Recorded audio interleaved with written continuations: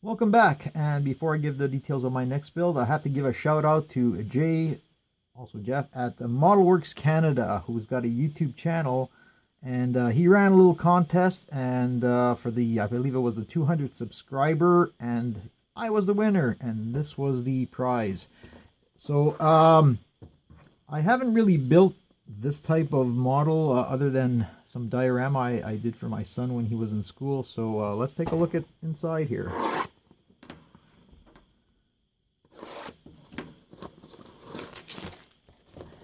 Now, one of the things that I'm interested in doing with this kit is not deviating too much from the norm, but one thing I want to do, and I'm looking forward to, is painting the silver over here on the plane. I've got some silver paint. I've never really done it to see if I can really give that, metallic look to the airframe. And then, of course, there's these decals over here that look intriguing and maybe a little tough to apply, but I'll see.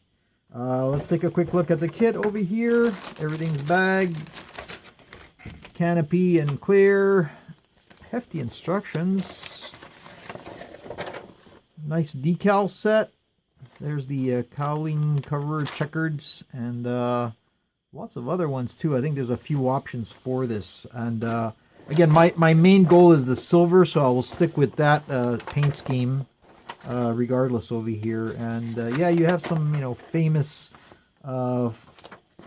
aces, and you can paint the paint schemes. You can paint them either way from there. So I think I'll be going with this one, which is Colonel John Flanders. I guess I'll be doing some research on there. So hopefully this is not going to be a long build. I don't plan to do anything special, as I tend to deviate and add things. Not on this one.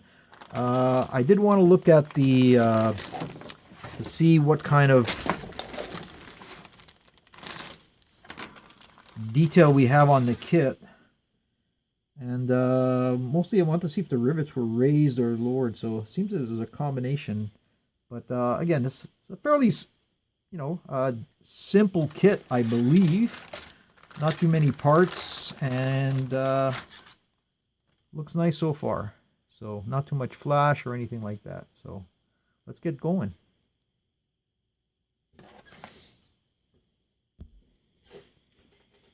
Okay, so the build has begun, as you can see over here. A few things I want to talk about before what I've done. I want to talk about the kit itself, and that's I ran into a lot of flash around the pieces. Not the bigger pieces, which I originally looked at when I was opening the box, but it was a lot of the smaller pieces. They all have a little flash, and you kind of have to go with a blade to scrape it all off. Just a pain, nothing worrisome or anything like that. The only thing that I also thought was kind of odd is, despite the wings having the embossed copyright in China and all that stuff, which is over here and here, they also put it on one of the stabilizers over here, so I had to file that off. Again, just a little extra work. I've primed and started painting some of the cockpit interior, because that has to be put together before you put the fuselage and build all the other pieces. And as at the same time, I was priming some of the other parts and whatnot here. Not everything, but whatever I could get my hand to, build the some of the parts together. The only modification I've really done so far is I kind of bored out the engine exhausts over here that will be coming out of the side fuselage. And again, I started painting the interior. Also used the panel line accent, which really looked nice. I want to going almost basically with a toothpick to do some of that really fine wiring. We've got a little bit more to go, but it's not looking too bad. The pieces fit mostly okay. Got the pilot over here, and he kind of fits in nicely. There was a little problem fitting in the seat to see exactly where it goes, but I think I've got it now. And other than that, it looks nice. So making progress. Okay, another quick update over here. I haven't mentioned it, but it was probably obvious from some of the things I've said in the past as I was building it, is that I want to make this plane as open concept as possible. For example, one of the options here is to have this door open where you see some guns under it. that are placed over here. And my plan is to do all that detail in there and have it as open concept as possible. And this includes, there's a portion under the engine over here where there's a lot of detail, and you can, you know, cover it up or you can have it open. And I think what I'm going to do is I'm going to try to do as good a job as I can over here. And if this looks nice, I may have this part just sitting, you know, on the tarmac in the final display. I did run into an issue trying to get these exhausts in. They're supposed to lay flat, but it was really tough to get it exactly where I wanted. So I ended up gluing it with a little glue where it was still a little delicate, and then I ended up putting some sprue glue to really hold it in place. I wanted to mention that I did, this is the first time I've actually masked out a canopy, and I did prime it when I did some of the other priming over here. So we'll see how that goes. This is the first time I've really done this. It's a little tricky, but I was lucky because this particular cockpit doesn't have too many, you know, rail lines, and the front part is just one solid piece. So we'll see how that goes.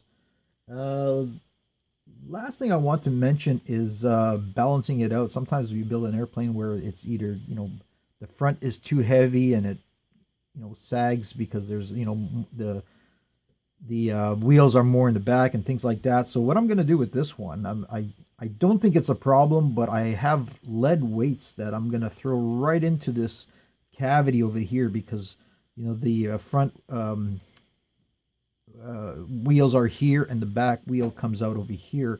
So I'm going to throw it in just to balance things out just in case. And what you can do for these lead weights is a good source is you go to the garage where they change, you know, for your winter tires, and these things get discarded off. And I actually went once to a garage and I asked, you know, do you have some of this stuff over? They come in various forms, and the guy had a bucket full, and I got the whole bucket for you. Clean them up, and they come in various formats and sizes. This is the clip-on type, and you know, this is the flexible one over here, you can see. And you basically chop it off, and what I did was I chopped off two pieces over here that will go into that little cavity, and I'll put some sprue glue to really hold it, seal it in place. So something to keep in mind when you're building it, and to get some of this lead while you still can. And be careful, you know, with the little filaments and stuff like that when you're chopping it all off. Make sure it's all, you know, in a you know, not a ventilated place, but somewhere where you pick up all the little bits and pieces and you discard them. So slow progress. Okay, progress has been slow, but I did want to give an update. As you can see, it's beginning to take shape. Ran into a few issues. One issue was there was a little extra putting that needed to be done, and as I was doing the top of the fuselage here, I had to basically sand off more than I really wanted to, and then I ended up taking off the rivets. But I tried something to, you know, put back rivets, and that was just using this really fine pin over here and dipping it into the old tester's glue, which is a little, you know, more gooey and not as liquidy and runny, and just a little pins. You know, I marked it all off and everything where I needed to have those rivets. And then actually I went all the way, but then I realized, you know, looking at the instructions, when I put the decal over here in the front, it really only has to go about halfway. So I actually sanded off the rest because it'll be better for the decal. So not perfect, but it is an improvement, something to keep in mind if you have to do rivets. I ran into an issue with the hot exhaust air ramp in the back over here. And what they do is they put, like, you know, pins on this thing, and it's supposed to be like a little door that opens up and down. But when I looked at the cavity that they put in here, they don't put a pinhole for these pins on either side. What they do is they had this huge rectangular cavity. Again, this is something I wish I'd noticed earlier, because what I had to do was go in there, putty it all up on both sides, and then after, you know, that all dried out, sanded it smooth and flat, and then just make the little pinholes there, which I did. Again, something easy to do if you notice right away before gluing the two halves together, but at least I was able to remedy that.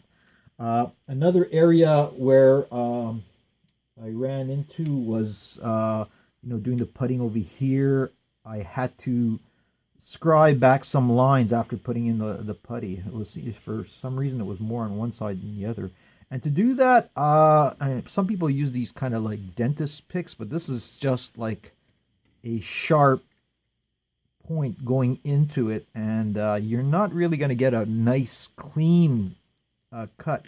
And so what I use for that is, this is a very, very thin blade, serrated blade like a saw.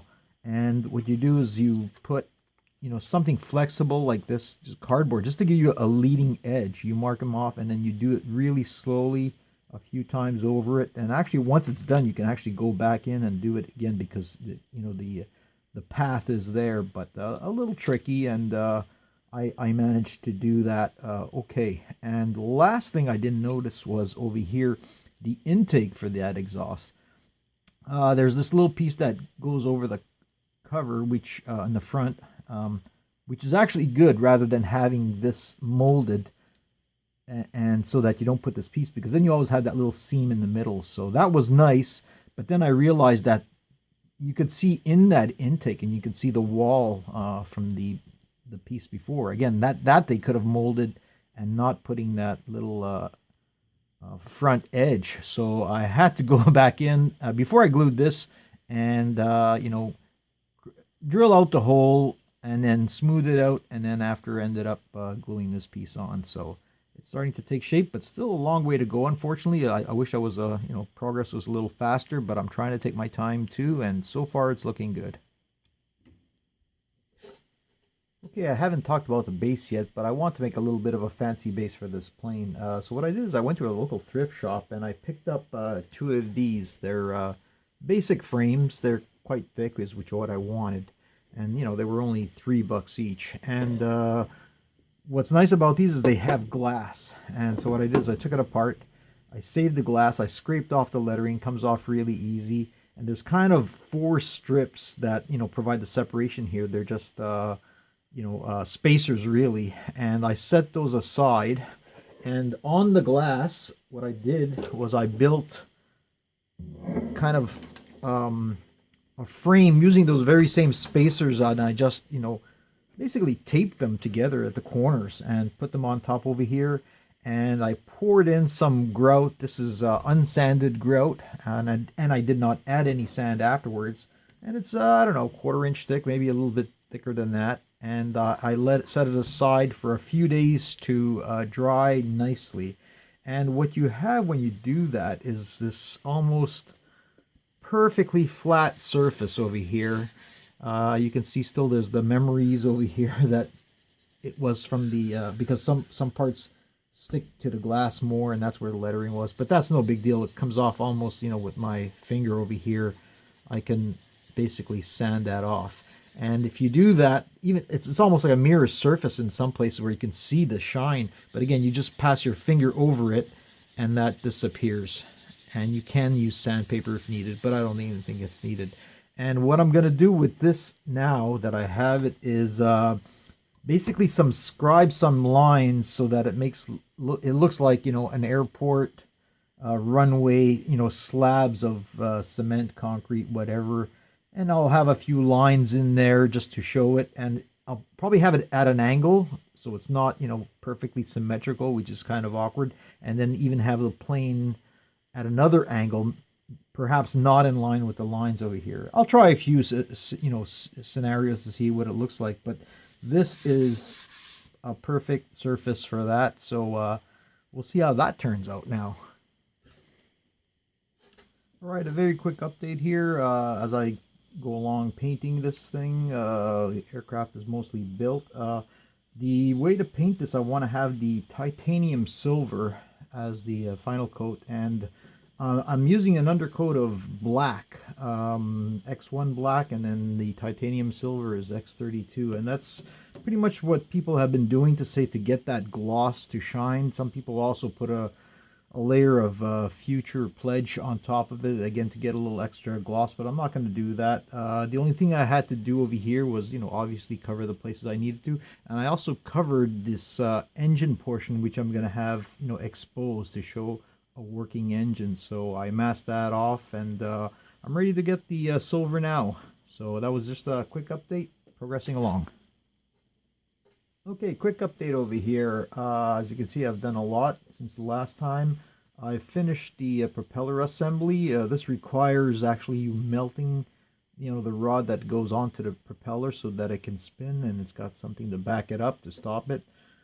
Most of it is painted titanium silver, and there's a few places where I still have to work a little bit on the detail of the underside of the engine. It's actually not the engine piece itself over here, and you can see there's wiring and a few other things over there. I did choose a different silver. This is chrome silver for the fuel tanks and some of the other things, just to give it a little bit of variance over here. And what I also did was I clear coated this with a semi-gloss for the decals that go on later. I still have a few small bits to go on, including this really small pitot tube over here, so I gotta be careful not lose that one. And speaking of the decals, again, this is a little bit more insanity, self-inflicted wound. I was looking at some of the instructions on putting some of this stuff because I want to put this checkered over here, and I was looking, they were talking about putting 11A on top of 11B, and then I realized what they want you to do. If you want to put this big beautiful doll off on the side there, is actually have a double layer where you put one layer and then the other on top, so you have these two colors. I guess it was too hard for them to put the the accent colors so close to it, one on top of the other, so it's insane, but I'll give it a shot, and knock on wood, all this detail comes out in the end. So still quite a bit to do because of these decals, but at least I'm beginning to see a completed model over here.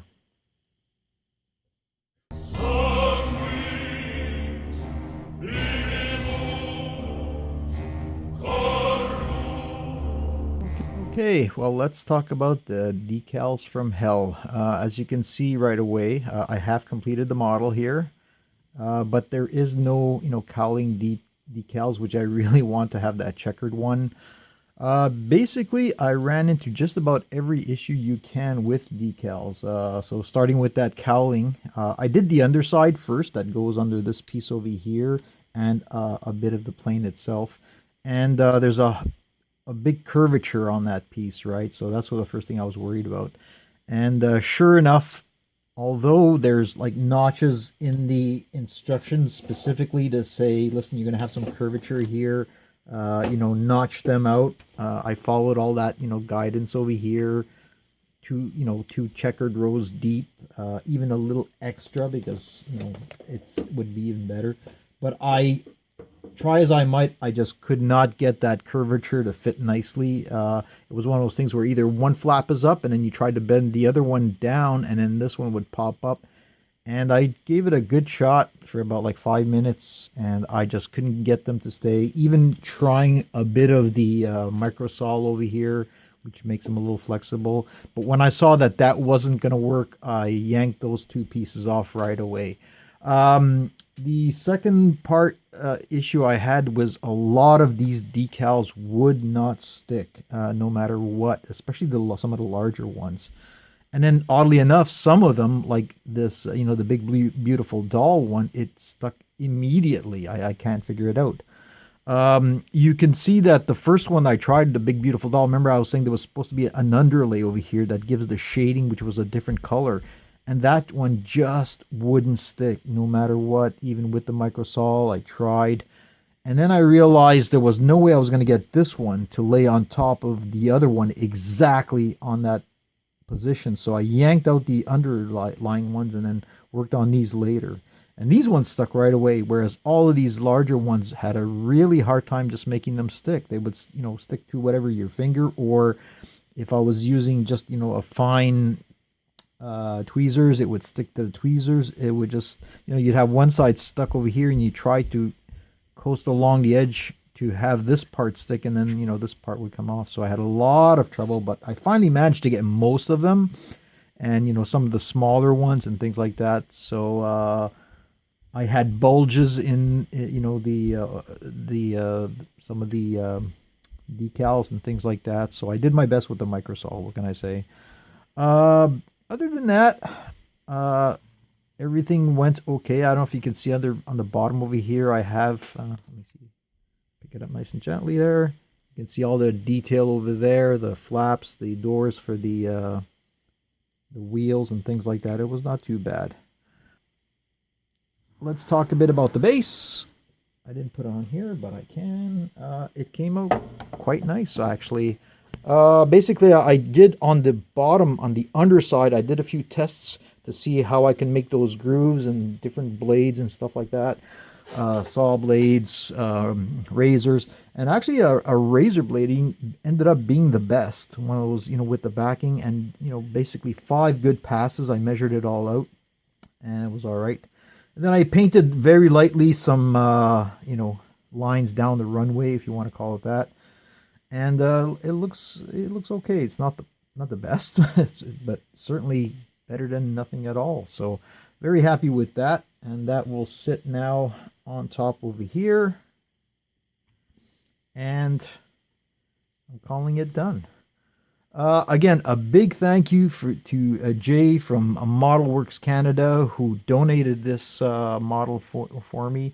Go check out his channel. He's kind of like me. He builds a little bit of everything, which I really enjoy, and he's quite a good builder. He's got quite a few nice videos and lots of tips and tricks just like mine. So check it out, Jay at Model Works Canada. Thanks again, Jay. And I'll have a few more shots at the end to try to capture a little more detail, but that's it. Thanks again.